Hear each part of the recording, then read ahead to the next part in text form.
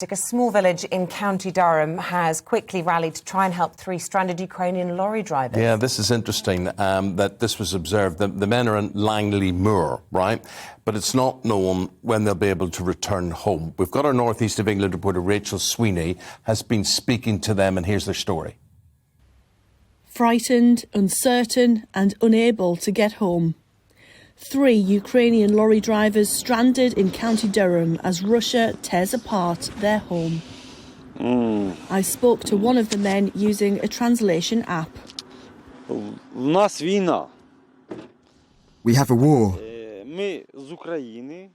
We came here from Ukraine, waiting for our loads.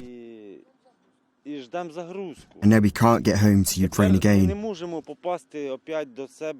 We cannot get home. I do not know what will happen. I don't know what will happen next. It was a local postman who noticed the lorries on the roadside. Friday morning I saw a foreign wagon, which isn't an unusual sight. By yesterday morning when there was another wagon, then you start to think, that's a bit more unusual. And it was then that I noticed the Ukrainian flag. I didn't know what to do, thought, maybe they're in a bad state. So I stopped and said to one of the guys who was stood near the wagons, said, are you okay? And he looked at me and said, only little English, to which I looked back at him and said, absolutely no Ukrainian.